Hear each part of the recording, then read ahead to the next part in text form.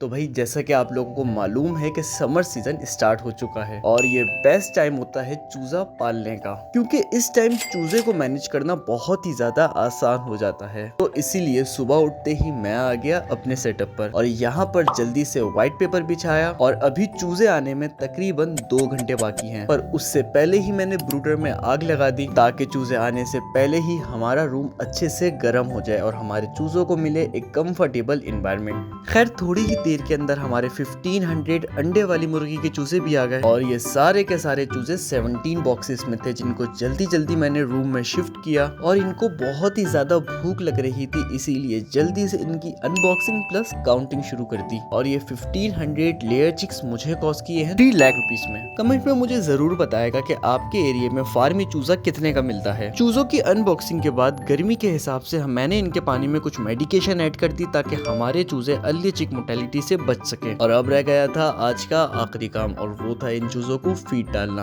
और day old चूजे को नहीं पता होता कि उसने फीड कहाँ से खानी है, इसीलिए एक दफा आवाज लगाना तो जरूरी ही है। अगर हमारे लेयर चिक्स का नेक्स्ट व्लॉग देखना चाहते हैं तो वीडियो को लाइक कर देगा। साथ में अगर आप हमसे पोल्ट्री फार्मिंग सीखना चाहते हैं तो फार्मिंग का कोर्स भी बाय कर सकते हैं, जिसकी फीस है 2500 रुपीज। कोर्स की मजीद डिटेल के लिए आप हमारी टीम के व्हाट्सएप नंबर पर कॉन्टेक्ट कर सकते हैं।